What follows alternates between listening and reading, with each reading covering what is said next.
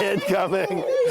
How you doing, buddy? Owen McCarthy and his two boys taking it a nice day on the playground. McCarthy says his sons are his motivation for running for office. You get to see through their eyes like the curiosity and how they learn and the hope and the excitement for the future. McCarthy, a Republican, was raised in Patton. He graduated from the University of Maine with an engineering degree and earning his master's degree at Harvard Business School.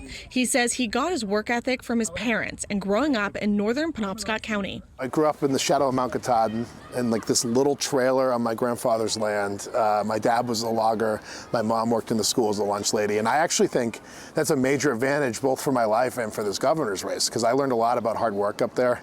McCarthy was a supplier at a paper mill in Maine before starting businesses. One, a company that 3D prints electronics, and a medical device company called MedRhythms. McCarthy is in his 30s, making him the youngest candidate in the gubernatorial field. He says this is an advantage. I think people are craving that we kind of turn the page over and imagine the future. McCarthy's primary focus is his Maine 2040 plan. He says 2040 will be the year his kids are entering the workforce, and he wants Maine to be a place they will excel in.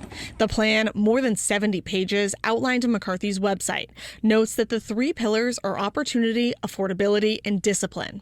The plan talks about creating 50,000 foundational jobs in the state, which would, if that happens over the next 8 years, would double the growth rate of the state, which the economy would be booming. The plan goes through the majority of the departments in state government to find ways to make adjustments, and the plan looks to create jobs, though Maine is expected to lose a big part of its workforce in the coming years due to retirements. McCarthy says it comes down to making the state more attractive to do business, pointing to states that don't have income tax and regulations on businesses. If we have a couple of areas where we're marketing to the world that Maine is really good at this, come and build it in Maine, companies will start, companies will move in. In bringing people to Maine, they will need somewhere to live. McCarthy says Maine needs about 42,000 units of housing.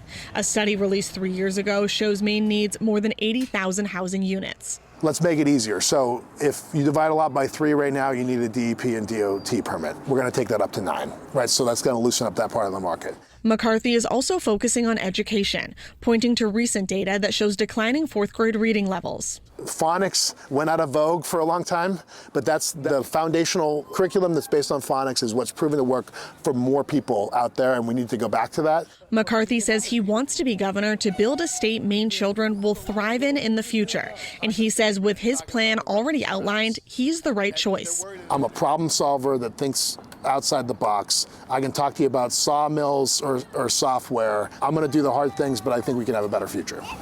Sawmills and software. Owen McCarthy there talking about his vision for 2040, kind of a long-term plan, and interesting as we check in with our In the Arena panel now. It seems like he's talking directly to parents of young children too, which is a unique angle here in this race. And I think it's always smart to say we're not just looking at the next 4 years or 8 years when I might be in office, but what's going to happen afterwards. On the other hand, are people willing to take the time and effort, Ethan, to go through very lengthy proposals, which may be full of good ideas, but people tend to rely more on bumper sticker slogans. Yeah, for sure. And it may be full of lots of good ideas, but it probably has a few really problematic ones that the opposition now has their hands on. So, but look, he comes across very well. I'm impressed by him. You know, he's got no money. He's not really going anywhere in this race so far, which is kind of surprising. He does have a decent profile, a good story, clearly a smart guy, but I don't think he's got, so far anyway, hasn't found a way to really crack through.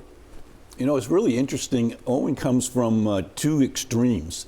He's from the northern part of the state, living in the southern part of the state. He grew up in the logging industry. Now he's in the high-tech industry. Really engaging man who knows why he's running.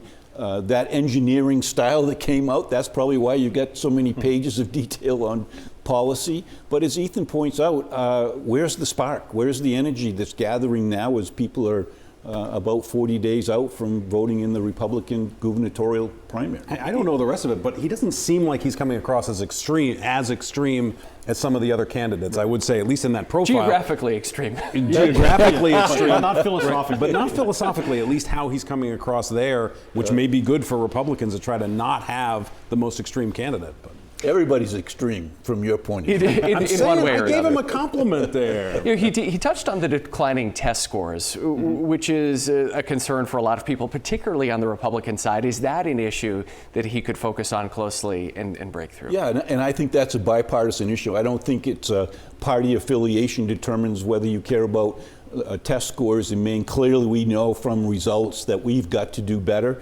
and so far, plowing more money into it hasn't been the solution.